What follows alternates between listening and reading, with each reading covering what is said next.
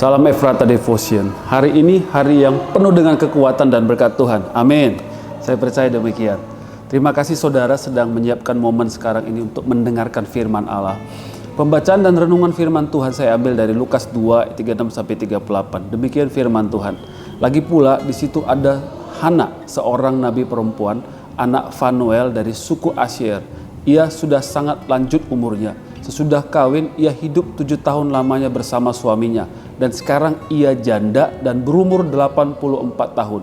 Ia tidak pernah meninggalkan bait Allah dan siang malam beribadah dengan berpuasa dan berdoa. Dan pada ketika itu juga datanglah ia ke situ dan mengucap syukur kepada Allah dan berbicara tentang anak itu kepada semua orang yang menantikan kelepasan untuk Yerusalem.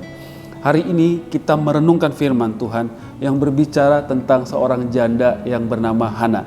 Janda yang hanya hidup bersama suaminya 7 tahun saja. Setelah itu ia sendirian dan pembacaan kita hari ini memberitahukan bahwa umurnya 84 tahun.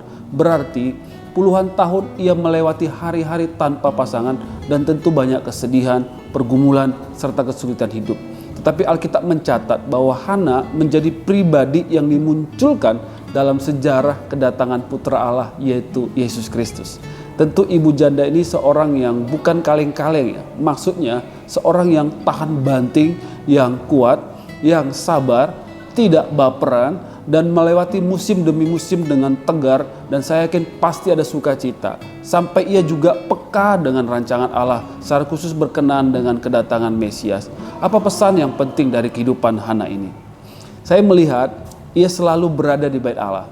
Ia tekun beribadah, berpuasa, dan berdoa. Itu yang dikatakan dalam nats yang kita baca. Kita mungkin mendengar pesan ini sebagai sesuatu yang biasa, klasik, dan rutin. Ada di bait Allah, beribadah, berdoa, atau berpuasa. Tapi saya mau beritahu bahwa justru kebiasaan yang dilakukan Hana inilah yang membuat ia tegar. Sekalipun di masa-masa sukar.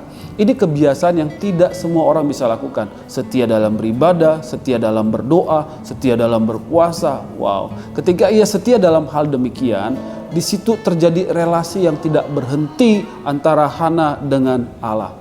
Ada kekuatan demi kekuatan yang dia dapatkan. Ia menjadi peka dengan firman Allah. Ia menjadi peka dengan rancangan Allah. Dan ia dapat berbicara tentang Yesus Kristus yang datang sebagai Mesias. Luar biasa ya. Ia menjadi pribadi yang bisa melewati badai hidup. Bagaimana dengan kita? Kebiasaan-kebiasaan apa yang kita lakukan dalam hidup? Apalagi kita sedang dalam masa-masa sukar saat ini. Mungkin relasi dengan pasangan sedang dingin atau konflik, atau bahkan sedang terucap kata mau cerai. Sulit dan marahnya hati ketika mendidik anak yang memberontak, atau ada pekerjaan saat ini yang gagal, atau ada bisnis yang sedang goyah karena dikhianati oleh rekan. Ada hati saat ini yang sedang kecewa, kepahitan, dan rasanya sendirian. Kebiasaan apa yang kita lakukan meresponi hal-hal demikian? Apakah healing seperti jalan-jalan, menyendiri, menjauhkan diri, atau minum alkohol, wine, cipas, tua gitu kan? Kebiasaan-kebiasaan yang kita lakukan akan menentukan bagaimana kita bisa move on, bagaimana kita bisa menang. Kebiasaan-kebiasaan yang kita lakukan akan menentukan kualitas hidup kita. Ibrani 10:25 katakan, janganlah kita menjauhkan diri dari pertemuan-pertemuan ibadah kita seperti dibiasakan oleh beberapa orang. Tetapi marilah kita saling menasihati dan semakin giat melakukannya menjelang hari Tuhan yang mendekat. Kalau kita bangun kebiasaan menjauhkan diri dari ibadah, kita bisa dekat dengan kedagingan, dengan pikiran yang fana, dengan kebiasaan buruk. Saya mau beritahukan tetap setia beribadah, berdoa, atau bahkan berpuasa. Dalam ibadah kita alami koneksi dengan Tuhan. Kita dipenuhi oleh firman dan janji-janji Tuhan yang penuh dengan kebenaran. Hidup kita dikuasai oleh perkataan-perkataan Tuhan. Pikiran kita tidak bercabang-cabang.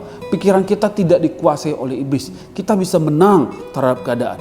Kita bisa mengambil keputusan dengan benar. Kita bisa meresponi masalah dengan cara Tuhan. Hati kita bisa tetap damai sekalipun di tengah badai.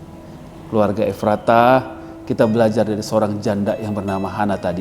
Kesetiaannya dalam beribadah, berdoa, dan berpuasa membuat ia menang dalam hidup. Bahkan ia mencapai visi dan tujuan yang terbesar, yaitu berjumpa dengan Yesus.